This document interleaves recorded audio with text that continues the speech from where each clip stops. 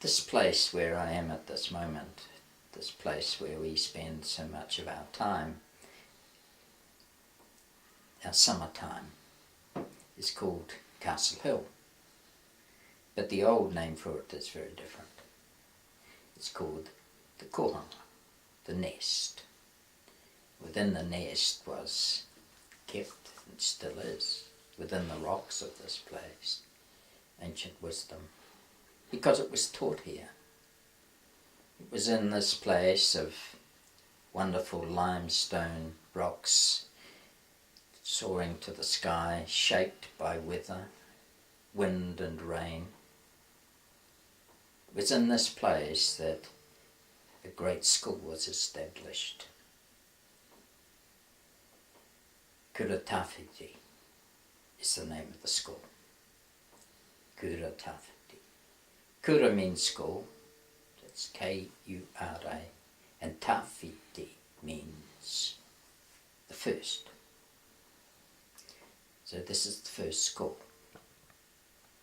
And it was here that the elders gathered to share the wisdom, the sacred wisdom that was the blueprint for the nation of Waitaha.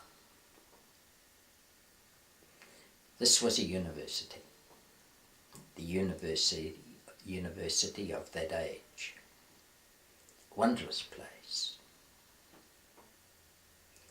When you walk into that university, you go into several departments.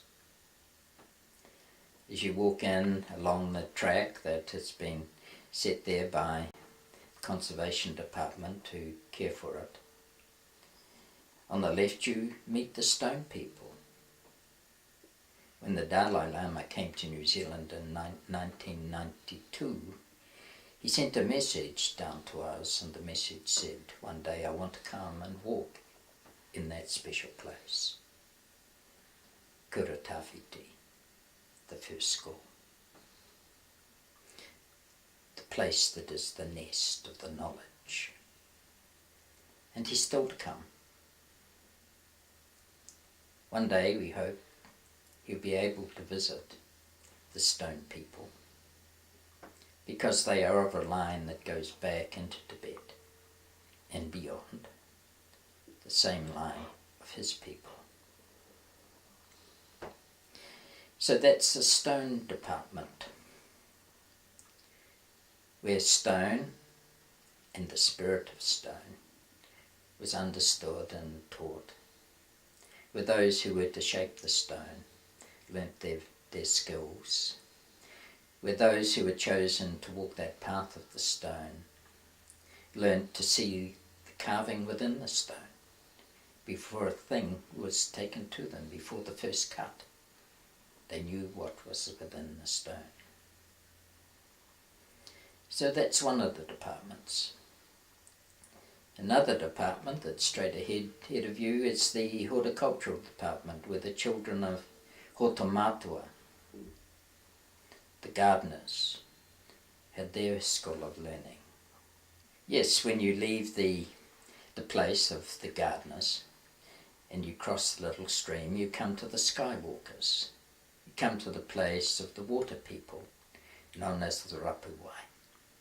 And that's another university, another department of the university.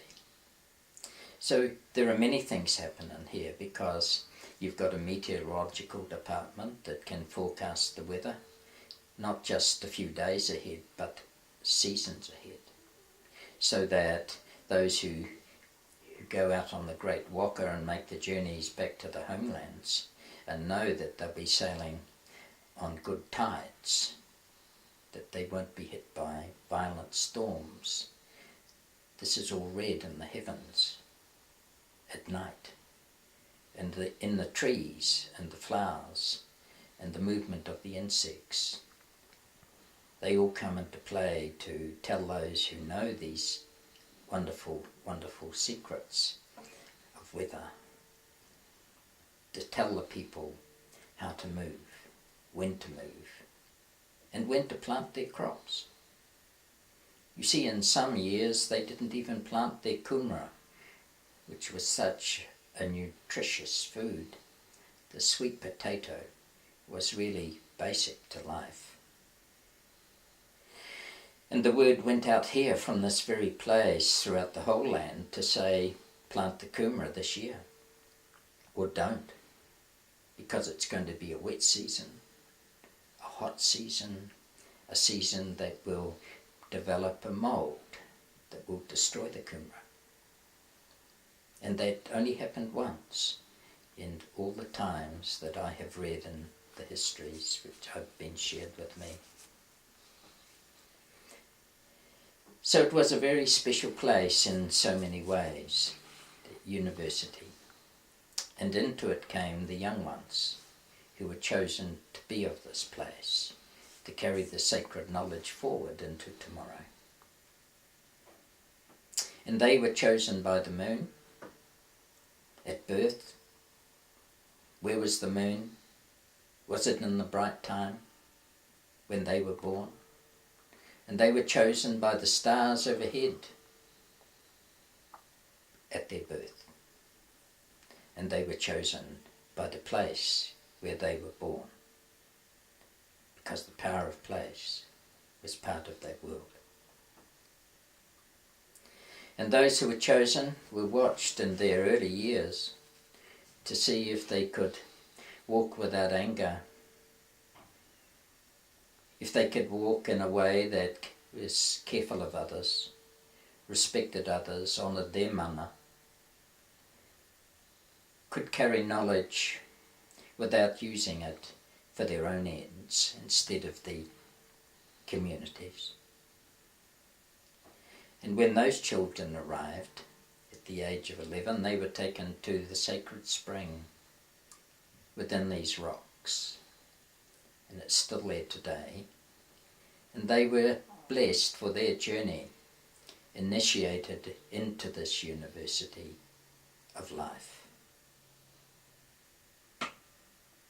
And those who excelled were taken to a valley that led up to the top ridge of this university. They were taken where 12 stones lead up as steps of graduation to the higher realms of the PhDs. That in their first year or two, if they excelled, they would only reach the first stone, the first rock, the first of the graduation stones. And that's where they would be blessed for the rest of their journey. And they would leave, and sometime they would return and see which stone they might reach in other years, until they came to the level of their learning, the completion, wherever that might be. Very few reached the 12th rock. Very few went one-on-one with the keepers of the sacred law on the highest ridge of all. Today, it's a very different time, and a few come and walk to the top. Many come to the other departments of the university and bring their children to play, but very few decide they will stretch their muscles and walk the ridge, walk to the ridge, up the valley of the stones, the graduation stones. But I believe they are called to that place, and that's a good thing, that they make their journey in one day. It's a time of opportunity, a time when the open heart, a time when we can make that journey between head and heart, the journey that's only 3 handspans across, and go into the sacred things in a good way and be blessed for that journey. And when we go to that place, when we enter those rocks, be it of any department, there's a lovely thing we can do. It's an old protocol. We put a little bit of water in our hand, and we approach the first rock that calls to us in its way, and we place our hand there, and we say who we are and what our journey is, who we are and why we come. That opens the way. very simple protocol that allows you entry to this wondrous place of learning. People ask me why this place. The rocks of themselves have a power that is clear to see. Many feel it, are open to it. But it was chosen for a very special reason. It's limestone. It has fossils within it. It's created of the ocean floor. It's been lifted up through the great greywacke and schists of the mountains around it. And there it is, bared to the world, shaped by water, but carrying within it the only kind of stone on the planet. We find this limestone in many places, but the only kind of stone on the planet that tells the story of life on earth. From the very earliest of creatures deposited in the ocean floor, right through to later ones, lifted high. The bones of the whales and dolphins are there, the shellfish, all the remains of creatures of long ago. When Waitaha came to Wānanga, to this place of learning, they came to be embraced, if you will, by the story of life, by the understanding that we can learn from the tiniest of creatures. We can understand that there is a story stretching across eons of time that can be part of our life today. And within this wondrous place, they held their stories, their cosmologies.